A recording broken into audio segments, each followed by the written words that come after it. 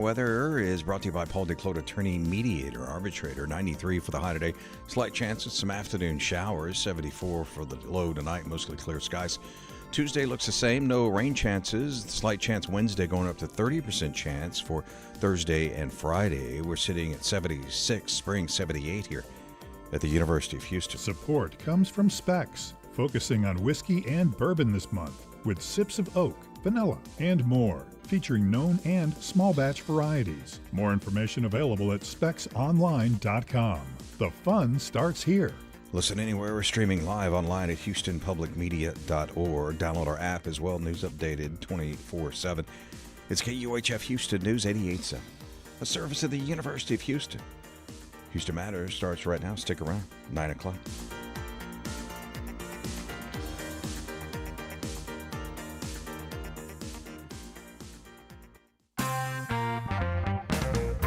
In his new book, Science Under Siege, Dr. Peter Hotez says growing opposition to science poses a threat to global health and security.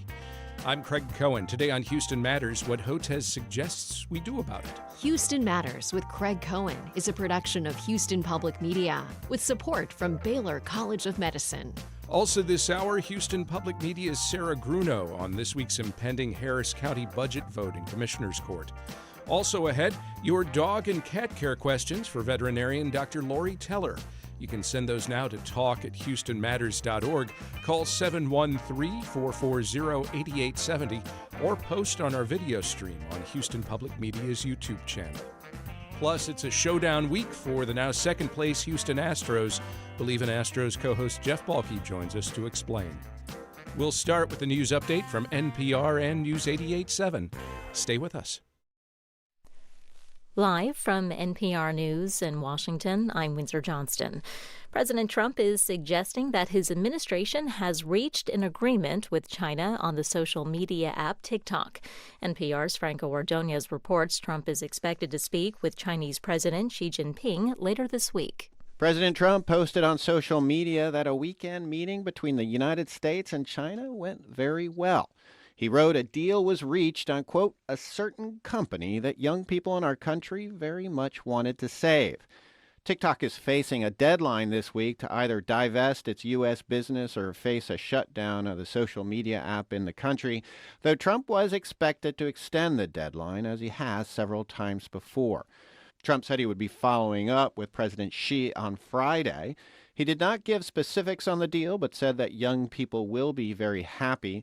Trump has repeatedly credited TikTok with helping him do better with the young vote. Franco Ordonez, NPR News, the White House. Just a short time ago, Treasury Secretary Scott Bessent told reporters that there's a framework in place for a TikTok deal. Investigators are working to learn more about the motive behind the shooting death of conservative activist Charlie Kirk. The governor of Utah says the suspect, 22-year-old Tyler Robinson, is not cooperating with authorities, but his roommate is. Elaine Clark from member station KUER in Salt Lake City reports. So this person who's called a roommate in the suspect's probable cause affidavit was also, quote, the governor here, a boyfriend who was transitioning from male to female. We don't know any more than that right now, or whether transgender rights had anything to do with Kirk's assassination. That's Elaine Clark reporting. Prosecutors in Utah are expected to bring formal charges against Robinson this week. Stocks on Wall Street opened higher this morning as investors wait for a Federal Reserve decision this week on interest rates. NPR's Scott Horsley reports the Dow rose about 53 points in early trading. The Fed is widely expected to order its first interest rate cut of the year this week in an effort to shore up the sagging job market. The Senate is set to vote this evening on President Trump's latest pick to serve on the Fed's governing board. If he's confirmed, White House economist and Trump ally Stephen Myron could join the Fed meeting, which begins tomorrow. It's still not clear whether Fed Governor Lisa Cook will take part in the meeting. A federal judge temporarily blocked Trump's effort to remove Cook from the board, but the administration's asking an appeals court to reverse that decision by this afternoon. Tesla shares opened higher after CEO Elon Musk increased his stake in the company by about $1 billion. Scott Horsley, NPR News, Washington. On Wall Street, the Dow up 45 points, the Nasdaq up 148. This is NPR News. Support for NPR comes from NPR stations. Other contributors include the estate of Joan B. Kroc, whose bequest serves as an enduring investment in the future of public radio and seeks to help NPR produce programming that meets the highest standards of public service in journalism and cultural expression. Live from News 88.7 in Houston, I'm Matt Harrod. A Houston firefighter is recovering in the hospital this morning after suffering a medical emergency while on duty. That firefighter was transporting a patient to HCA Kingwood when they themselves began having a medical emergency. He was initially admitted to that same hospital, according to the Houston Fire Department, but ended up being flown to Memorial Hermann by Life Flight in the medical center. The firefighter has been with the department for 30 years. Their condition is currently unknown. A few hundred voters rallied over the weekend in Greenspoint for State Representative James Tallarico. The young Democrat launched a bid for the U.S. Senate last week. He'll compete against Democrat Colin Allred in the primary scheduled for March 3rd. Allred, who ran in the last cycle, lost against Republican incumbent Senator Ted Cruz. In an interview with Houston Public Media, Tallarico says his campaign is charting their own course. We're not waiting on the cavalry. Texans are going to be the ones that save ourselves. If the National Democratic Party wants to help, that's great, but we're not taking instructions or orders from them. We're doing this the Texas way. Tallarico will hold events in Longview and Dallas next week. The Harris County Metro Transit Authority is set to vote on a $2 billion budget later this month. The Metro Board held a public hearing last week ahead of that final vote.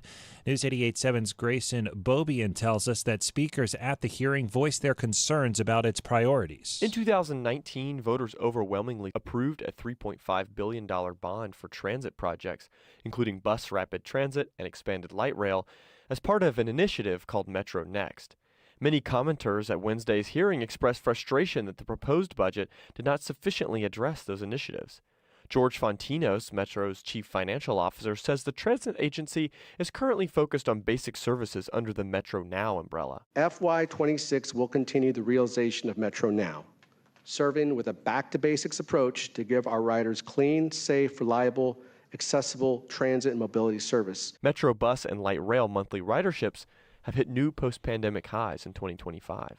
I'm Grayson Bobian, News 88.7. Currently 82 degrees here on the UH campus. We'll hit a high of around 93 later this afternoon. I'm Matt Harrod, News 88.7. This is Houston Matters. I'm Craig Cohen. Good morning. Coming up this hour, Dr. Peter Hotez on Science Under Siege. That's the title of his new book. Also, your dog and cat care questions for veterinarian Dr. Lori Teller. And it's Showdown week for the now second place Houston Astros. We'll talk about that with Jeff Balke. But first, this week, Harris County officials are poised to vote on a new budget. The county faces a projected deficit as a rift grows between County Judge Lina Hidalgo and three commissioners over budget cuts and priorities. News 88.7's Sarah Grunau has been following Harris County Commissioners Court and joins us to break down the upcoming vote. Good morning, Sarah. Good morning. There's been a particular flashpoint over, I guess it's about $101 million in raises for county law enforcement. Judge Hidalgo wants a delay in those raises.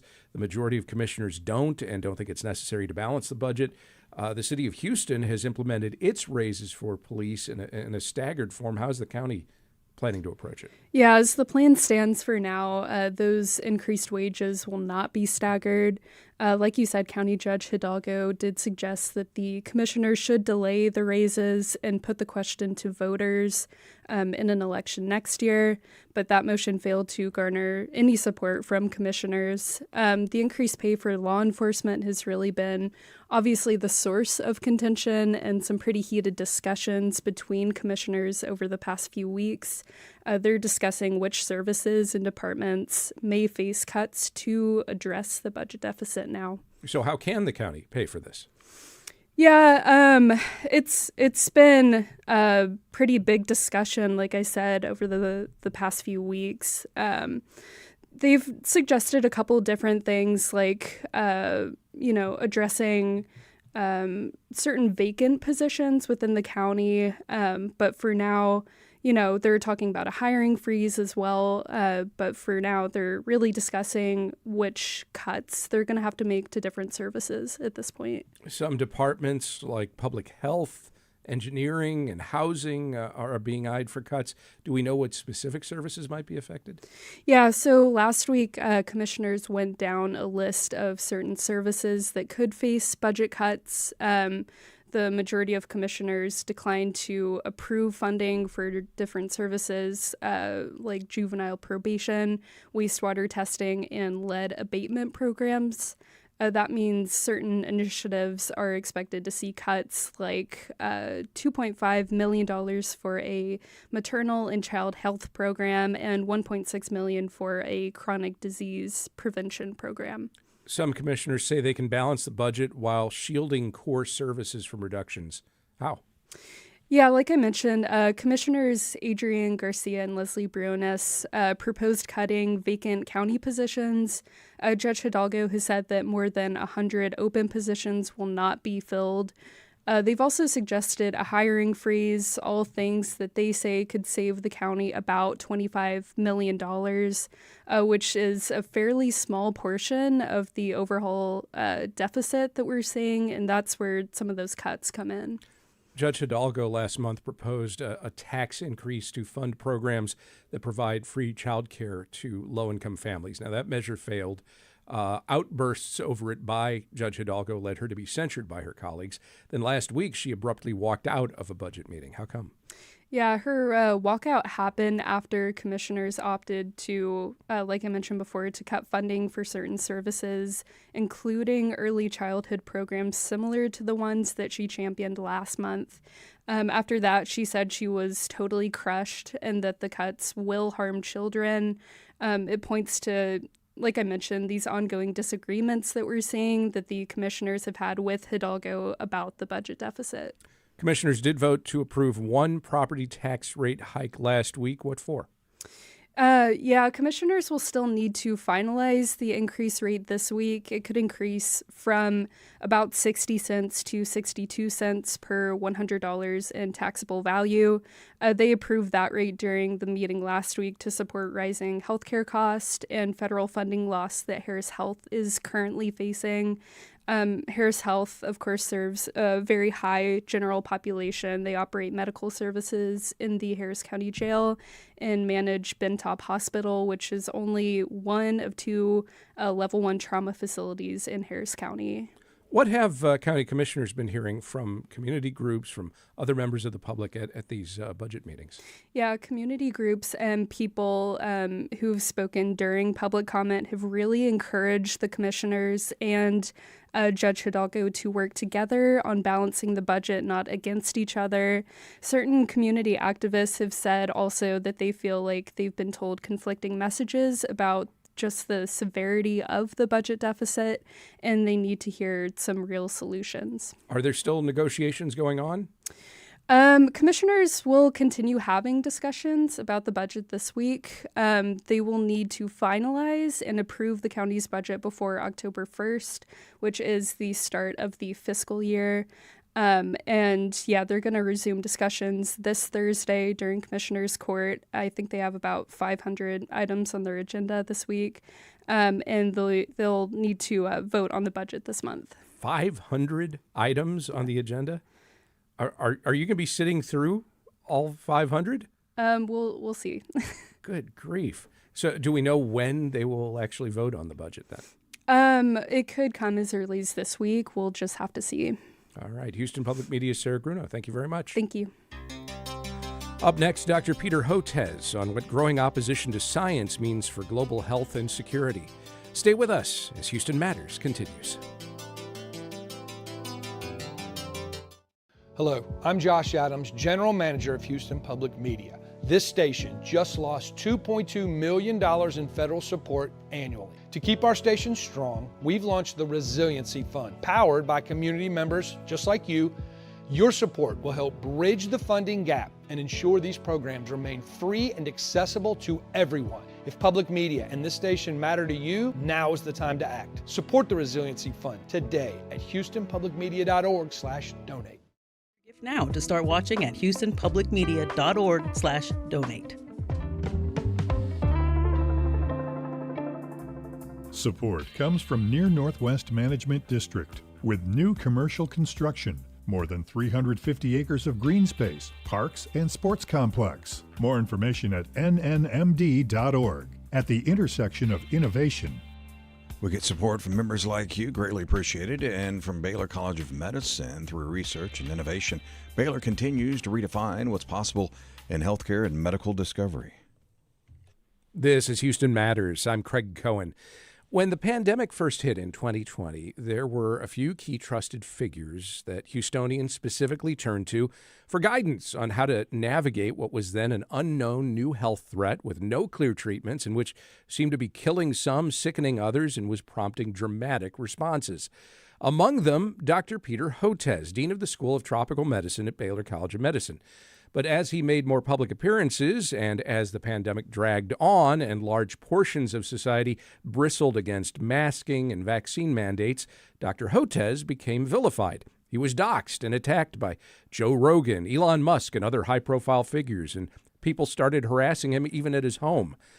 Dr. Hotez has a new book out. It's co-written with climate scientist Michael Mann, and it's called Science Under Siege. The pair argue science today faces coordinated attacks by powerful forces that undermine it. Dr. Hotez, welcome back to Houston Matters. Oh, thanks, Craig. It's great to see you. And as we chat, we welcome you to our conversation as well. With any questions or comments, you can email us at talk@houstonmatters.org. You can call us at 713-440-8870. You can also post a question or comment on our show post, or show rather, page on Houston Public Media's YouTube channel. So hope you'll do that. Let's note up front that what you personally experienced during the pandemic wasn't necessarily new. I mean, you had long been at odds with a growing and vocal anti-vaxxer movement long before the pandemic. But how did that movement evolve over the last 5 years? Yeah, well, it actually started. I'm a vaccine scientist. We develop vaccines at Baylor College of Medicine, Texas Children's Hospital, and the amazing Texas Medical Center, parasitic disease vaccines. And then we made a low-cost COVID vaccine that reached 100 million people. And that's what I always wanted to do with my life, make vaccines for the world, use my science to make vaccines. I did my MD and PhD in New York, and that was the plan, and have largely done that. The unplanned part was having 4 adult kids, including Rachel, who has autism and intellectual disabilities. And if you remember, the original assertion against vaccines were false claims that vaccines cause autism. And it was a number of years ago that actually I'll never forget it. I was in my office, and my assistant says, "Hey, Dr. Hotez," she's reading her note, "I have these 2 gentlemen on the phone. One is named Dr. Anthony Fauci, and the other one's named Dr. Francis Collins. Can you speak with them?" I said, "Yeah, I think so." And they said, "Peter, we got a job for you. You know, we're concerned about Robert F. Kennedy Jr.'s remarks." This was a long time ago, even before, well before he became Health and Human Services Secretary.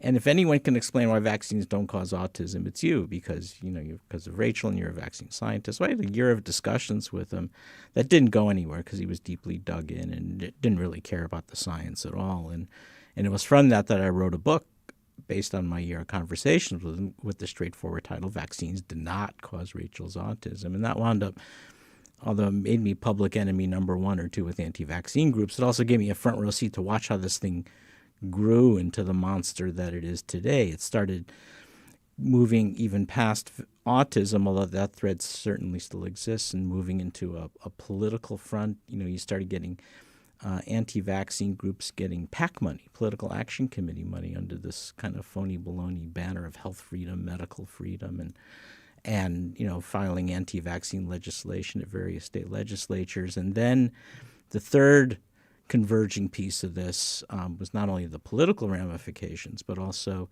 there were financial underpinnings. The health wellness influencer industry converged with it, and there they were about whatever you can buy in bulk, and then jack up the price and repackage it and pair it with telehealth visits. I mean, have you ever wondered why they're all anti-parasitic drugs, ivermectin, hydroxychloroquine, fenbendazole? It's because they're cheap and they're available in huge amounts, so you could repackage it and bill customers thousands of dollars with telehealth visits. And unfortunately, their business model involves not only pushing the snake oil, but also denigrating science and the scientist. And for them, for their business model, they felt the need to attack me and portray me as a cartoon villain or public enemy. So you had these three threads all coming together at once. The phony baloney about vaccines causing autism. Then you had the political libertarian piece around health freedom, medical freedom, and then the wellness influencer industry.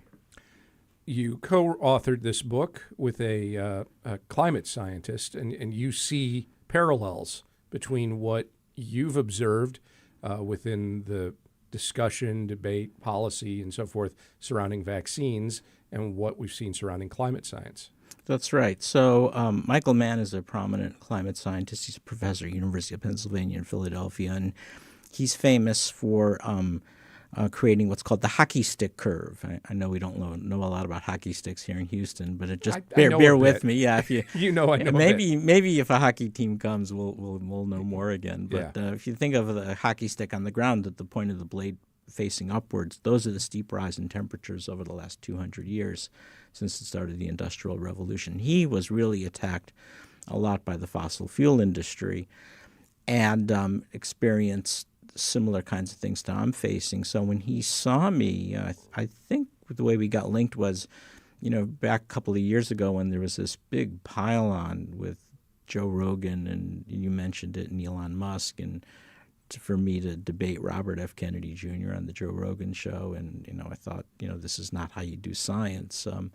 There was that big pile-on, and I was thinking, what the heck is going on here? And Michael either reached out to me or I reached out to Michael and said, hey, been there, done that, because he had faced similar attacks. So we started comparing notes and realized that there was some overlap. So if you think of the attacks on biomedical science and vaccines versus the attacks on climate sciences as two different circles of the Venn diagram, they overlap a bit. Not completely, but there is overlap. And we said this should be a book to really explain that this is not just some random junk out there on the internet. It's organized, deliberate, it's politically motivated, it's financially motivated, and it's killing Americans. And that's the genesis of the book. Is it formal and intentional disinformation, or is it just a bubble perpetuating itself in an increasingly social media-driven world where algorithms reinforce what people want to hear and not necessarily what's true? Well, it's both, but remember, the algorithms are created with bad intent. Right, because it is designed to attack science and scientists. And in some cases, you could understand the financial motivations behind it. In my case, around the very corrupt wellness influencer industry pushing ivermectin and hydroxychloroquine, or you have Mr. Kennedy saying, well, you could either get the MMR vaccine or you can get this useless cocktail of supplements like vitamin A and budesonide. That all comes from the wellness industry. And in Michael's case, the climate science, the fossil fuel industry seeking to discredit global warming and saying it's a hoax and that sort of thing. That part makes sense. The tougher part to understand from my point of view is what's the political motivation here, since it's so self-defeating. But it's a form of authoritarian control to attack ultimately to attack the intelligentsia. And you say, well, is there precedent for that? And we actually found a very good example, which was Stalinist Russia in the 1930s. They attacked the science and the scientists for political gain. And from my field, they attacked the Mendelian geneticist Nikolai Vavilov, who was one of the premier geneticists of his day, who was protecting the Russian wheat crop and threw him into the Gulag, where he ultimately perished from starvation in a Gulag prison hospital and exposure, in favor of a crackpot, a guy named Trofim Lysenko, who had these crazy ideas that you could soak wheat in snow for periods of time and toughen it up. And even though it wound up severely damaging the Russian wheat crop and causing famine and starvation, it was more important to have control for Stalin than it was staying true to the science and protecting his people. And we're starting to see that now with attacks on climate science, and we're seeing it really play out now, tragically, in our Department of Health and Human Services that's doing so many self-defeating things. This is Houston Matters. I'm Craig Cohen. We're talking with Dr. Peter Hotez. He's the co-author of Science Under Siege. We welcome you to the conversation with questions or comments at talk@houstonmatters.org. Call 713-440-8870, or you can post a question or comment on Houston Public Media's YouTube channel. Let's take a call. We have Thomas on the line from Montgomery County. Thomas, what's your question or comment? Yeah, I'm confused. What medical schools did Joe Rogan or RFK Jr. attend? Yeah, no, right. I mean, They should be experts. yeah, no, absolutely. What is it that gives them this this platform and to say such irresponsible things? I mean, I had been, for instance, with Joe Rogan, I'd been on his show a couple of times. It was fine. He said a few odd things, but generally it went well, I thought. And then all of a sudden, 2021, after the Delta wave, when vaccines became available, he started to say vaccines didn't work and were dangerous, and he started really pushing hard on the ivermectin. And I was actually emailing him and said, Joe, have me back on because what you're saying is dangerous. And the numbers are awful. Here in Texas, for instance, we lost 100,000 people to COVID, Craig. And of those 100,000 people, almost half were after vaccines became widely available. They did not need to die. So of the 100,000 deaths in Texas, 40 to 50,000 were needless deaths because people refused COVID vaccines. They were victims of this campaign of aggression from the health wellness influencer industry and the health freedom movement, and that's why we care. I mean, that's why I wrote the book, and because it's not just some academic or arcane discussion to get my voice heard. It's to save lives, and I realize now that as important as the vaccines we're making at Texas Children's Hospital and Baylor College of Medicine are, and they are, some estimates say that our COVID vaccines saved 300 to 500,000 lives during the pandemic in India and Indonesia. But that's not enough anymore because now we've got to defeat this anti-vaccine activism that killed 40 to 50,000 Texans during the pandemic. And then it's not stopping, right? We've got this terrible measles epidemic that just ended after 8 months. And there, 100 kids and adults were hospitalized needlessly because they weren't vaccinated. And 2 school-age kids died because their parents decided not to vaccinate them.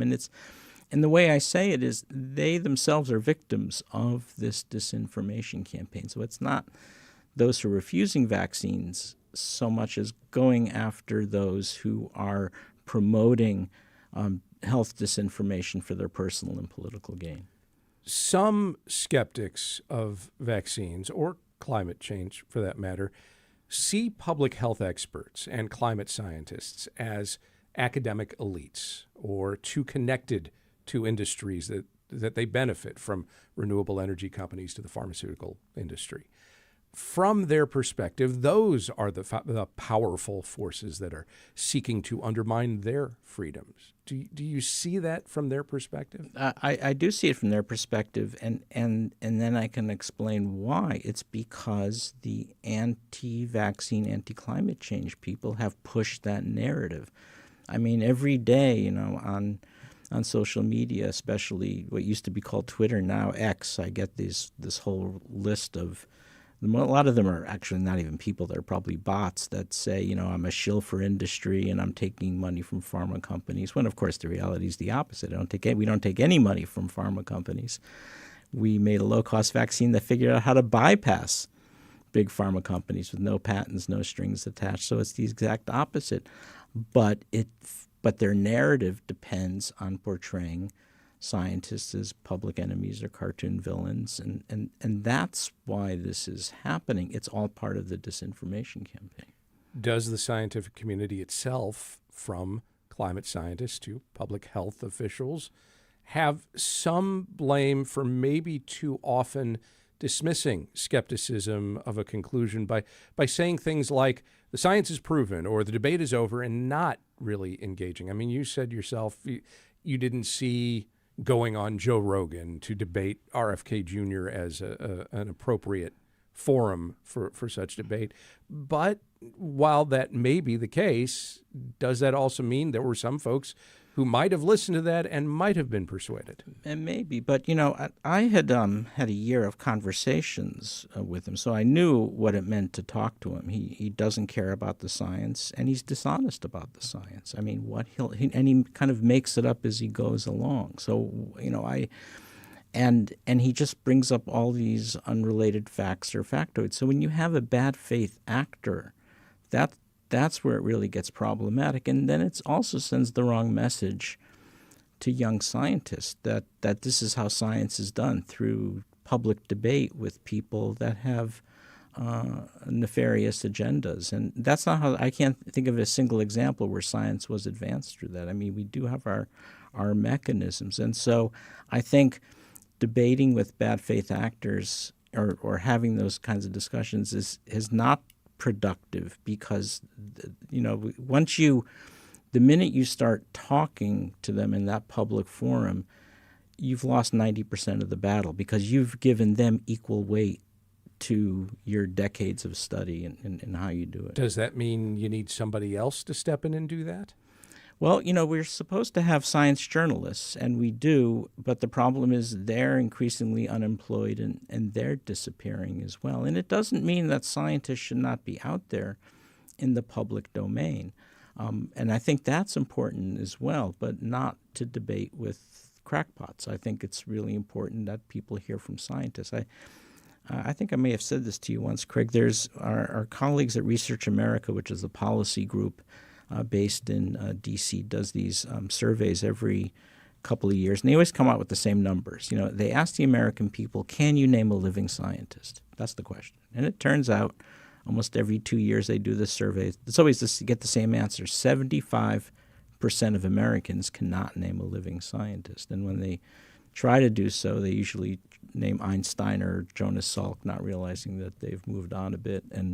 Or they'll get to Bill Nye or Neil deGrasse Tyson, who are terrific, but they're not working scientists in the sense that we are in our Texas Medical Center, struggling over major revisions of peer-reviewed papers and grant applications and scientific meetings. So we're basically invisible. And by the way, they asked the American people, can you name an institution where biomedical research is conducted? And the vast majority of Americans cannot. And almost nobody names an institution in the Texas Medical Center, even though it's the finest biomedicine, life sciences complex in the world. So we're almost invisible by design, and that's part of writing the book is we have to fix that so people understand that scientists are real people who, whatever they do, pick up their kids at school and struggle over paying taxes and like the rest of Americans, and see us as real people again, rather than the way the bad actors portray us as sort of shadowy figures in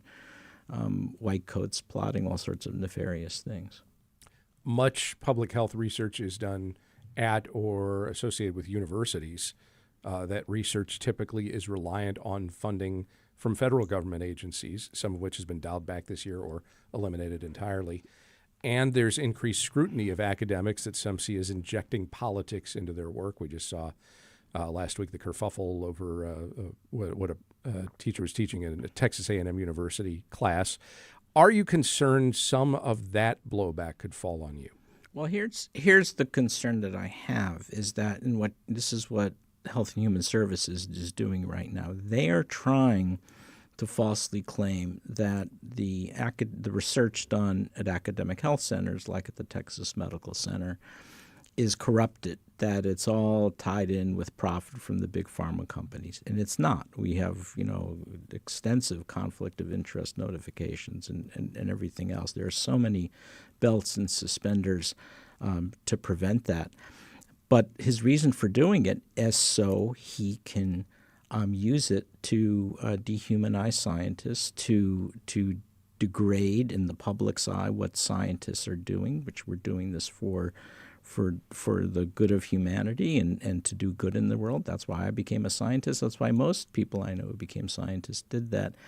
And they're not stopping there. It's not just cutting off funding from the National Institutes of Health and National Science Foundation. They're even trying to go after biomedical journals, which go through peer review. And what are they doing? They're creating these WordPress documents that are made to look like journals with editors who are also unqualified and essentially creating a parallel universe. And they're doing it for the benefit of the health, wellness, and influencer industry so they can continue to promote their snake oil. And that's, again, another reason for writing the book, is to say this is organized and deliberate, and the fact that scientists are losing public trust is not necessarily because we screwed up. I mean, we can always improve, and of course there's always mistakes, but overwhelmingly it's because bad actors are weaponizing this and again portraying us as doing something nefarious or as cartoon villains. So what then would you like anyone who's contemplating this sense that there's so much information out there that is misinformation about science, what do you want them to do? What do you want the greater public right now to do to gain access to information that's accurate and reliable? Well, it's easier said than done because the disinformation is so dominant right now on the internet. So, what I would say is be really careful of your sources of information, and recognize that there's a whole universe of podcasters, on social media, especially on X, of YouTube videos that has this in mind. And by the way, some of it's coming from Russia as well, because they see this as a wedge issue to divide the American people. So there's that foreign actor dimension to it as well. And the other piece that I'm worried about, Craig, is a potential demoralizing effect on our young scientists. Sometimes they look at me like, Moses in the desert. Why did you bring us here? And I say, look, it is dark right now. There will be significant cuts to government funding to science. I think we'll have to recognize that, and we will see this Maha pseudoscience agenda continue to play out. And I say, but don't hunker down. Lean in, but lean in productive ways. We're going to have to find alternative mechanisms to support the kind of science that we do, and it may mean moving more into the biotech space and learning that whole aspect, and of course private philanthropy. So the hard part now is trying to find ways to carve paths of light through the darkness, and not just tell everybody to go move to France or England or Canada or Singapore. And because the other piece to this is the inevitable brain drain that will follow in limiting that. And I say, look, we are a nation built on the strength and greatness of our research universities and institutions, and we shouldn't forget that. So, when the nasty email or the thing on X appears, says the Army of Patriots is coming to hunt me down, I say, wait a minute, guys, the scientists are the real patriots, right? It's the scientists and the research universities and institutions, including the ones here in Texas, like University of Texas and Texas A&M and Texas Tech and University of Houston and all the institutions of the Texas Medical Center that gave us, the Manhattan Project and victory in the Cold War and helped achieve victory over HIV/AIDS and cancer. And we're the patriots, not these guys who have other agendas. Dr. Peter Hotez is Dean of the School of Tropical Medicine at Baylor College of Medicine. He is also the co-author of Science Under Siege, co-written with Michael Mann. Dr. Hotez, thank you very much. Thank you, Craig. You always appreciate the voice. And just ahead, we welcome your dog and cat care questions for veterinarian Dr. Lori Teller at 713-440-8870 or talk at houstonmatters.org. And stay with us as Houston Matters continues.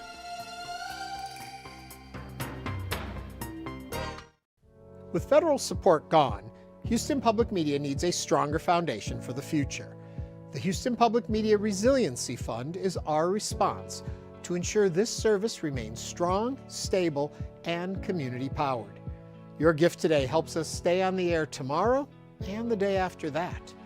Give now to the Resiliency Fund at houstonpublicmedia.org/donate or call 800-364-8300. Cancer care that is compassionate, personalized, and driven by clinical research. More at stlukeshealth.org/cancer. Support comes from the Welcome Group and Welcome Wilson Jr., President and CEO. With over 9 million square feet of manufacturing and industrial facilities in over 130 locations in Texas and the Southeast. More at welcomegroup.com. Support comes from Central Markets Passport Germany, running through September 23rd and featuring specialties like Bavarian Rye, Currywurst, Schnitzel, and Strusselkuchen. September 10th through 23rd, centralmarket.com. This is Houston Matters. I'm Craig Cohen.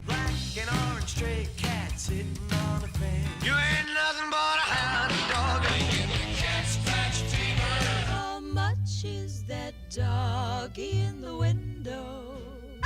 Jellicle cats, jellicle songs for jellicle cats, jellicle songs for jellicle cats. Dogs and cats living together, mass hysteria. Once again, Houston Matters goes to the dogs and cats as we welcome your questions about the care and feeding of your canine and feline friends for veterinarian Dr. Lori Teller from the Meyerland Animal Clinic and Texas A&M University. Dr. Teller, welcome. Glad to be here. And we welcome any questions you have about the dog or cat companion in your life at 713-440-8870 or talk@houstonmatters.org. You can also post your question on our video stream on Houston Public Media's YouTube channel. You're joining us, Dr. Teller, from Texas A&M today, a university whose mascot Reveille recently lost an eye. What happened to Reveille? Yeah, it's been quite the summer for Reveille. She was noticed by her handlers to have some potential vision changes last spring, and they brought her into the veterinary school where we take care of her. And she was diagnosed with glaucoma and began treatment for that. And on some follow-ups, it was noted that she really was not responding well to treatment. She had lost vision in the eye, and the decision was made for her best interest. Glaucoma can be painful, to remove that eye. And in the process of removing it, they also found a mass in the eye. It turns out, very fortunately, that the mass was benign, but Reveille is extremely comfortable. She is back to being Queen of Aggieland and has resumed all of her duties from attending football games and going to class and in general ruling the roost here in College Station. While a limit or complete loss of vision is just, I'm sure, as rough on a dog or a cat as it can be on a human being, do dogs maybe have a bit of an advantage in that they tend, as I understand it, to rely on their sense of smell a lot more than, well, we do?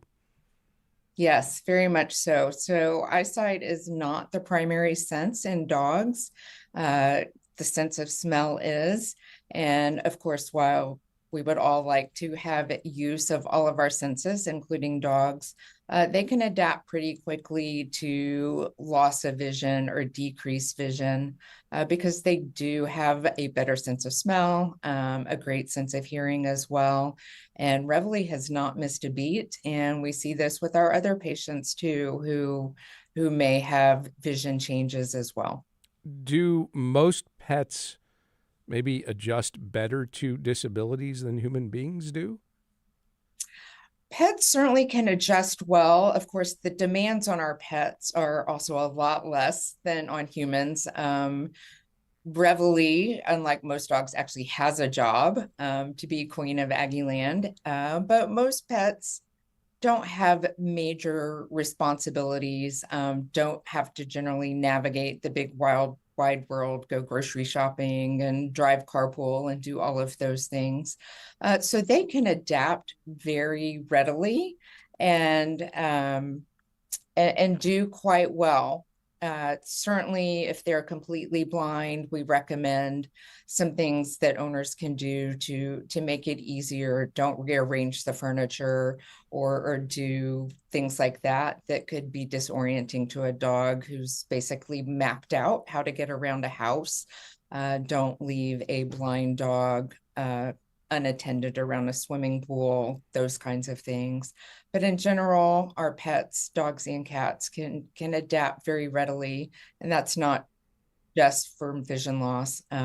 We certainly have patients where we have to amputate a limb for a reason, and since they have 4 legs, 4 limbs instead of 2 like us, they can adapt very readily to loss of a limb as well. Shall we dive into some questions? Let's do it. All right.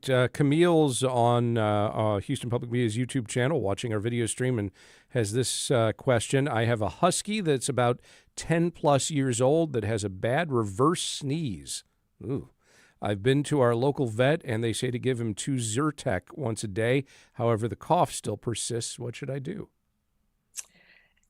So reverse sneezes alone tend to be fairly harmless. They sound a lot worse than they really are. But if there is still a persistent cough, that sounds like it could be something that's gone beyond just a reverse sneeze. And it may be worth pursuing other respiratory issues that could be going on that's causing this, especially if the Zyrtec is not helping.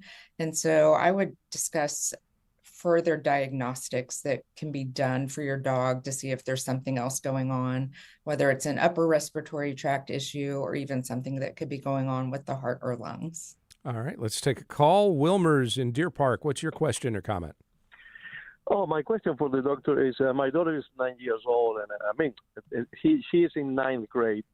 She's 13, and she wants to be a vet.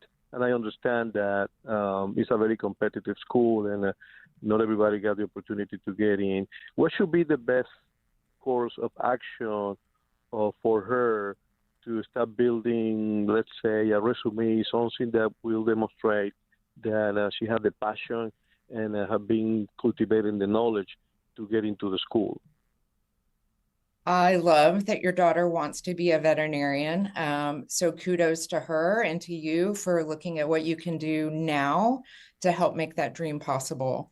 So right now, being in 9th grade, the best thing she can do is study hard, make good grades because grades are going to be important, get a wide breadth of knowledge. The other thing that is very helpful is to get both animal and veterinary experience where possible. She's certainly too young if she's 13 to get a job at a veterinary clinic at this point. Though when she turns 16, it would be worth looking for an after school or weekend job in a veterinary hospital where she can gain that experience. She can get some animal experience now, though, doing volunteer work at one of the shelters, at the Houston Zoo. Many of these places do have programs for people who are in middle school and high school. And so getting that level of experience can be really important. And if you have a family veterinarian, schedule an appointment with that veterinarian and talk to them about what it took to become a veterinarian, and try to have a very realistic understanding of what is all entailed in being a veterinarian. It's a lot of medicine, a lot of science, surgical skills, communication skills. And so if she can have a deeper understanding of what that looks like, that would be great as well. Wilmer, thanks very much for that call. Nilesh from Missouri City is next. What's your question for Dr. Teller? I just recently lost my dog. He has lymphoma, and it started with him not eating anything a few months ago, and ultimately, they first thought it was upset stomach, so they gave antibiotic, but that didn't help. So they did an ultrasound and found out that his lymph nodes were all double the size, and they suspected cancer, did biopsy, and they put him on steroids. And then subsequently, they started chemo. I went through 4 chemos with him, and up to 3rd chemo, he was okay. And then we started reducing the dose of the steroids. But after the 3rd chemo, right before the 4th chemo, he again stopped eating. And then they did all kinds of tests to see if he can give the 4th chemo. They did do that. But after that, he again declined and stopped eating. He was in pain. Took him to emergency. They gave him like a pain shot and a patch. But then, he had fever. Again, took him to emergency, and they said, look, this guy has cancer, lymphoma, and it's not going to get any better. Your best bet is to, let him go. So that's what we did. It's just that I feel Keith is only 8 years old, 8.5 years old. These type of dogs live up to like 16. So my question was, did we do the right thing? Or could I have done something different? It sounds. I'm very sorry for your loss. It's hard. Cancer is hard, and it's really hard to watch our pets go through it. And it sounds to me that you did everything possible for your dog. You got it diagnosed. You started the appropriate therapies, and lymphoma is tough. Some dogs will go into remission. Those that do go into remission will come back out of remission and need to be treated again. Some dogs, you just can't even get them into remission. Lymphomas it can be a really tough cancer. And it really sounds like you did everything that you could do for your dog. And I know your dog knew how much you loved it. And you did the right thing by letting your dog go with peace and dignity, and alleviating the pain. And I know it hurts. I know that your dog will live on in your heart. And I hope you have the opportunity to share that love again. Thanks very much for the call, Nilesh, and very sorry for your loss there. Seems a kind of a down point beat on which to wrap up our discussion, but such as it is. I mean, you sometimes have those tough conversations to have, I'm sure, with folks about their pets and medical situations. It's got to come up all the time. We do. Life as a veterinarian is full of ups and downs. So I hope everybody can go give their pet a hug and enjoy the rest of their Monday. Dr. Lori Teller is a veterinarian with Meyerland Animal Clinic and Texas A&M University. Dr. Teller, thank you very much. Thank you. Still to come, it's Showdown week for the now second place Houston Astros. We'll explain as Houston Matters continues. With federal funding cuts, Houston Public Media has lost $2.2 million annually. In response, we have launched the Resiliency Fund, an urgent initiative to protect the programs and services you rely on. That includes PBS Kids, that provides free educational programming to children and families across Greater Houston. Your support of the Resiliency Fund helps keep this vital service accessible to our community. Give now at houstonpublicmedia.org/donate. The Vibe on 88.7 HD3 and on the Houston Public Media app. Support for Houston Public Media comes from CenterPoint Energy, which has completed installing 26,000 poles and trimming vegetation for more than 6,000 miles of power lines, all part of their plan to build a resilient coastal grid for the hurricane season. Houston Matters with Craig Cohen is made possible in part by Ellen Benninghoven and Dr. Michael Schaefer with gifts from listeners like you. The Houston Astros are no longer leading the American League West. The surging Seattle Mariners have won 9 straight and have overtaken the Astros in the standings. Meantime, the Texas Rangers are just 2 games behind the Astros in the hunt for the last AL wildcard spot. Man, this would be a good week for the Astros to play the Rangers and Mariners, and guess what? They are. This is the season, I think. Let's talk about it with Bleav in Astros podcast co-host Jeff Balke. Hi, Jeff.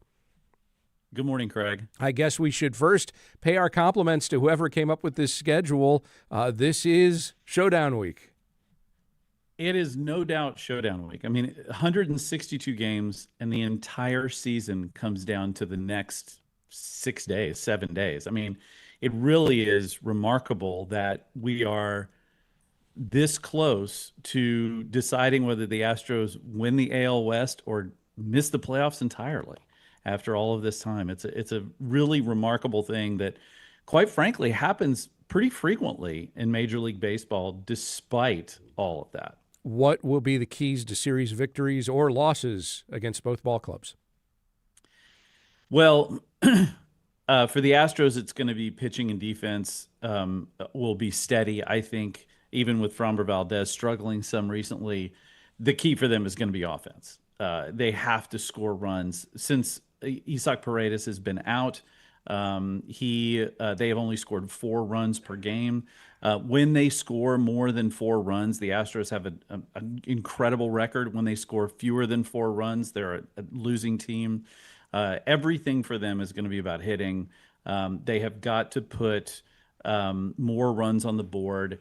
And they really, I think, to be honest with you, they've got to really take it to the Rangers first, because the Mariners are their own beast that'll have to be dealt with. The Rangers have been playing well as of late. If they can go in, take 2 out of 3 from the Rangers, it should basically send the Rangers packing when it comes to the AL West. And then you've got 3 games basically to see who can win the division. My understanding is Paredes might be back in time to play the Mariners, but probably not against the Rangers. Is that right? No, they're targeting him for game 1 against the Mariners. He'll be DHing most likely, so that means there'll be some defensive trade-offs. Jordan will have to play left field. Jose Altuve will have to play second. But if they can get more runs on the board, it might be what they need to do. You mentioned Altuve. He's been out with, or at least day-to-day, with an injured foot. What's his status? They said he was going to miss a couple of days, so I don't expect him to be gone more than, he should be available in this series at some point. I would imagine they'll probably DH him until they get Paredes back. So yeah, I think he'll be fine. It's nothing serious at this point in the season. I think everybody's hurting a little bit, but all hands on deck. The Astros did win 2 of 3 against Atlanta over the weekend, and that included an impressive debut Friday by call-up Zach Cole, who homered on the first pitch he saw in the majors. He had 2 other hits and drove in 4 runs. That's a good night. Is that the sort of unexpected spark that can help power the Astros through such a season-defining week? I don't know. I hope so. I actually, just when that happened that night, I didn't happen to be watching the game at the moment. And then I kind of opened up my app and looked, and I immediately texted a friend. I said, "Who in the hell is that Cole?" I mean, it's really remarkable that the Astros have done this, though, and it is a testament to them, the fact that, quite frankly, they have not a very good farm system, yet they seem to keep plucking guys out of that farm system to help them. And we've certainly seen it this year with all of the injuries. I don't know if Zach Cole's going to be a guy who suddenly comes in and helps them be better against the Rangers and Mariners. But the main thing is the Astros have got to find a way to put runs on the board, and any way they can do that is fine. I would slightly amend your statement to say they may not have a highly rated minor league system, right, but if they do keep getting contributions in the majors from call-ups, that's a sign of a good minor league system. Well, it's a sign. I think what it's a sign of, and I've talked about this on the podcast and elsewhere, I think what it's a sign of is they have a very good top level of talent, usable, serviceable major league players that they can bring up and fill positions. They don't have the depth that other teams do, and they don't have the prospects that rank in, say, the top 25. Those are where but I think good, serviceable guys that they can bring up and fill in, they have that in their minor league system, and that's how they've really survived over these last few years. Meantime, the Texans home openers tonight. It's the Monday Night Football matchup against the Bucs. The Texans hope to bounce back from their Week 1 loss to the Rams. Specifically, the offense needs to come to life. Sounds like a theme here for Houston sports. Will you be at either game, or will you, like so many Houston area sports fans, be flipping back and forth and making use of that remote control thumb? Yeah, I'll be remoting the whole thing tonight. I'm really interested to watch this Texans team against a team that I think is probably a pretty reasonable matchup for them. The Rams clearly are a very good football team, and so losing to them is not a huge ding on their season. But when you look and you see that the Colts are actually pretty good now, 2-0, beating Denver pretty impressively. And now you've got the Bucs. This is going to be a very interesting division race for the Texans, and I think the Bucs are a good measuring stick for them early now in the season. All right, Texans and Astros should be fun. Jeff Balke co-hosts the Bleav in Astros podcast. He also writes for the Houston Press. Jeff, thanks very much. Thank you, Craig. And that will do it for today's show. The Houston Matters team includes Michael Haggerty, Joshua Zinn, Brenda Valdivia, Mincho Jacob, and Laura Walker. Jared Carroll's our technical director. On tomorrow's show, while I am loath to tempt the wrath of the whatever from high atop the thing, it has been to date an awfully quiet hurricane season. We explore why as we chat with the Houston Chronicle's Justin Ballard. Also, singer-songwriter Rodney Crowell joins us in studio. He'll discuss his new album and play a few songs for us. Plus, we preview another sports event in town next week, the 2025 Gay Softball World Series. I'm Craig Cohen. Join us tomorrow for those and other Houston Matters.